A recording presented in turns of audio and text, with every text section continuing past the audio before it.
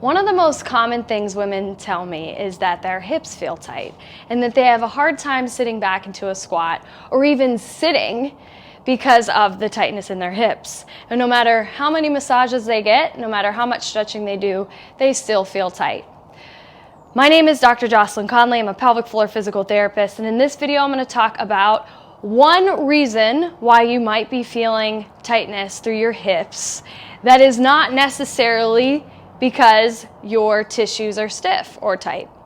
What you can do during this video is you can just watch it first and then go back and practice your squat if you suffer from stiffness, or practice the movements that you feel stiff in and see if this is relevant for you. So, one thing that you need to know is that squatting is a form of hip flexion. The other way you get into hip flexion is by tipping your pelvis forward like this, by lifting your tailbone, or by arching your lower back. So by doing that, just with your pelvis, you put your hips in flexion. What that means is, if you're doing this, you're already starting in a flex position, so you can't get down into your squat as deep as your excursion, or the amount of movement that you can get, is less. So what I want you to try is just do your squat or whatever movement it is just as you would prefer to do it, and then try it by arching your back and then go down. So if you see me, if I start here, I'm stuck here. I can't go any further. It is a hard stop in my hips. From the front, my back is arched, tailbone is lifted, one of the same. I sit back, that's it. Now I'm going to start in a neutral pelvis position with my pelvis underneath my ribs, and then I'm going to go back. Look at the difference. And then as I stand back up, different video. So just by my starting pelvic position, I completely lost probably 10 to 20 degrees of motion.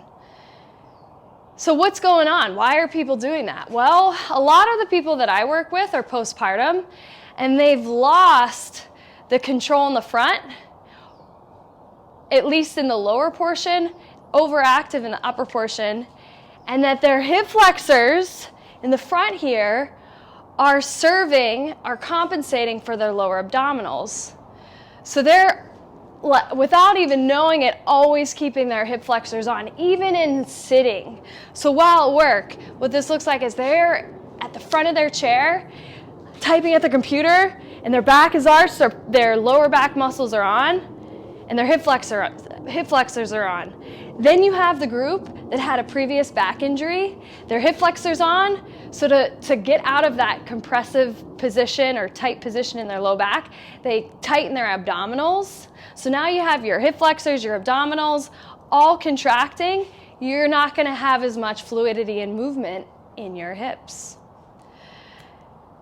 So, and in summary, one way to feel tight in your hips is to be tight in your hips actively with your hip flexors, either while you're moving or in your starting position. To address that, let go of your hip flexors, or you might need to be treated by a therapist that is skilled in the type of myofascial release that sticks, and then other modalities that might help with that, with just freeing up your hip flexors. Or you need to work on lower ab control without your hip flexors as the dominant movement controllers or stabilizers.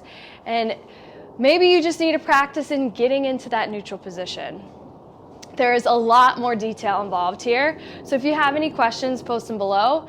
If you think someone could benefit from this video, please share, and please like so that we get more eyes on this video, because more people need to know about this. Again, I'm Jocelyn Conley. I'm a pelvic floor physical therapist. Thank you so much for watching, and I'll see you next time.